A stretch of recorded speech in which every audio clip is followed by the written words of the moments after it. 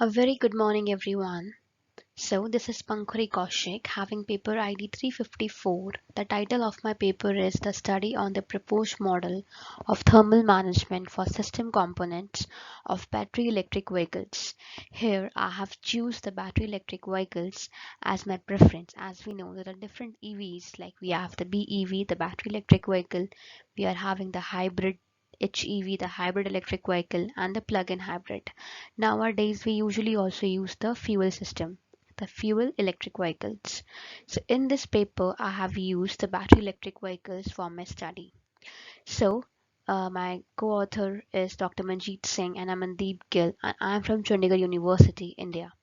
So let's proceed to the presentation. This is the content of the presentation that I will introduce this introduction, the overview of BEV and the battery system, the methodology, simulation model, analysis and the results, conclusion and future scope.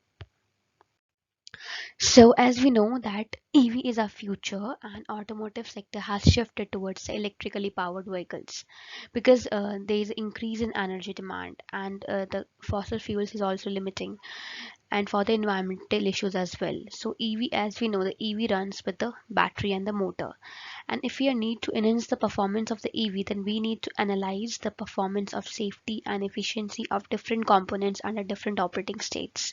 For example, if we take the battery as an example, so battery having a different operating states. It comes under the charging states, the self-operating states, the self-heating states mean there are different operating states of any components. So without an ideal battery, the electric vehicle is just meaningless. Lithium-ion batteries are used frequently in electric vehicle only for their higher current and energy density. Nowadays, we know the lithium-ion batteries are the most common batteries which is used in electric vehicles, and there's a need to know the charges and its performance rates, everything in an efficient manner, so that we can use them efficiently. And for that, uh, we need to operate the temperature within its optimal limit. So this is the layout of BEV. As you see in the first diagram, we have a battery charger, high voltage battery converter, DC-DC converter, and ancillary, that is the auxiliary loads on the electric motor and the inverter. In the second diagram, you can show it is seen like how energy is flowing. Like for example, electric motor needs an AC power, but the battery pack usually gives the DC. So we are having an inverter that converts DC to AC so that it propels the wheel. And we are having a different auxiliary loads. We are having some high voltage loads, some low voltage loads, right? So that's why we use the DC-DC converter so that buck the it decrease the voltage level and according to the requirement it provides so those particular loads. Like high voltage we are having the air conditioning system and low voltage we are having a music system, infotainment system and some controller unit also. So what are the objectives? What I have discussed in this paper is to minimize the battery's temperature at a specified limit and to propose a cooling circuit for and heating circuit for the battery pack. Similarly, I proposed a circuit for power electronic devices and to maintain the temperature limit of 15 to 40 degrees Celsius, which is the optimal range of any component, and to analyze the battery performance and the heat generation. So the thermal requirements, as you see, there are different components. We are having the first is the electric motor and the power electronics. So the first slide shows the temperature of the electric motor. That is around the optimal greenish denotes the optimal, that is 20 to 90 degrees Celsius. And for the power electronics, the second slide shows the power electronics that is 20 to 80 degrees Celsius. The third, that is the cabin part, it is having a 20 to 25 degrees Celsius. And last is battery, which is having 20 to 40 degrees Celsius.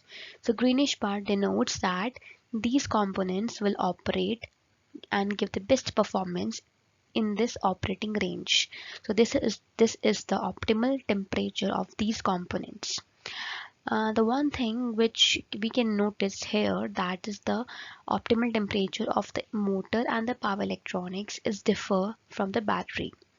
So there are lots of difference in the temperature range. So that's why we cannot make a separate circuit for everything, right?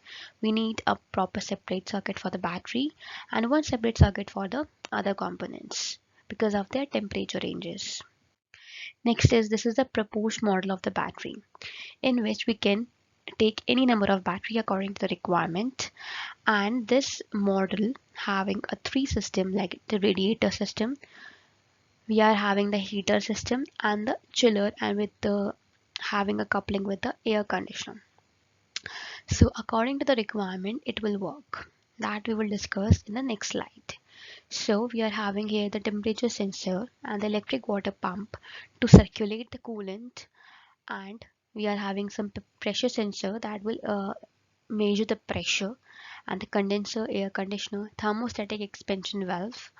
So in this system we can heat up the battery system and also cool down the battery system according to the requirement.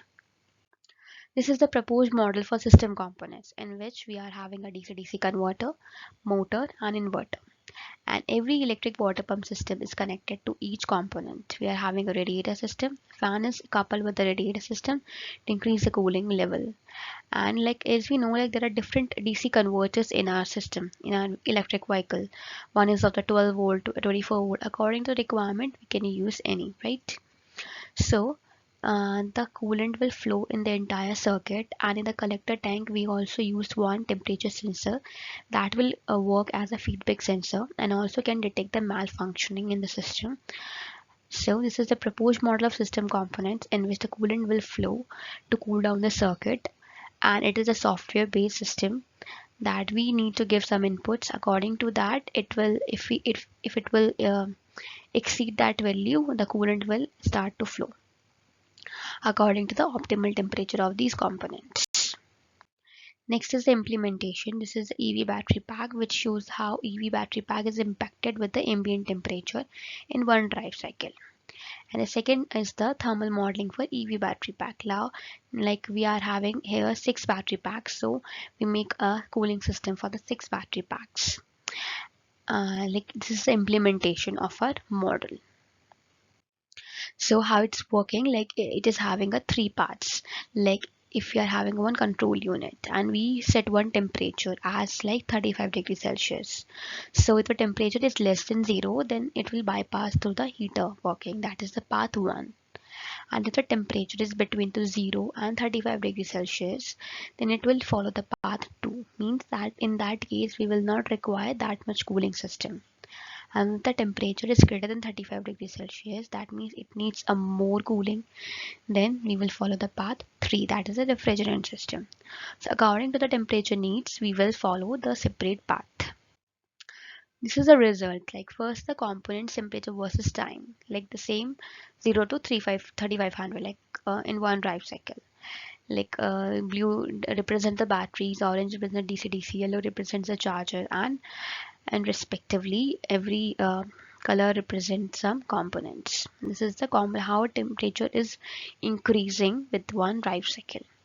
And the second is how power consumed by different components, like we are having a battery pump, we use the blower, we use the fan, compressor, motor pump, etc.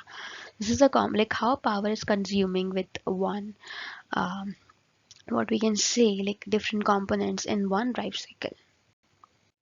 Next is the battery pack result. Like as we know, we are using the 6 battery pack, and we have used like one temperature cell is around 3.7. Accordingly, that the current is having a variation. Like in one drive cycle, we are having a different states, right? Some constant speed and something variation. So accordingly, it will give the results variation in one drive cycle. Similarly for the voltage and the SOC, like we are using the 6 battery packs, which shows the SOC of the 6 battery packs, like it goes up to till 80%, and initially we assume as 100%. And the temperature, like after flowing the coolant, the temperature is maintained as between 20 to 40 degrees Celsius, like so that means this system can able to maintain the temperature while flowing the coolant. So what is the conclusion? As we know, the battery serves as the main source for EV for a long time. So we need a proper well-designed thermal management system to regulate the temperature of a BEV traction battery pack, and there's a need to maintain the temperature within the acceptable range. And the BEV's performance is affected by the ambient temperature by creating a short range in challenging conditions like extreme hot and cold, right? The enhancement in battery life is significantly impacted by keeping the battery pack temperature between 20 and 25. And to get the good performance in hot climates, the production of electric vehicles needs an appropriate thermal management system. The future scope is, as we know, India has a huge scope for electric vehicle, and also the government also takes initiatives for the petrol and to switch from petrol to electric vehicles.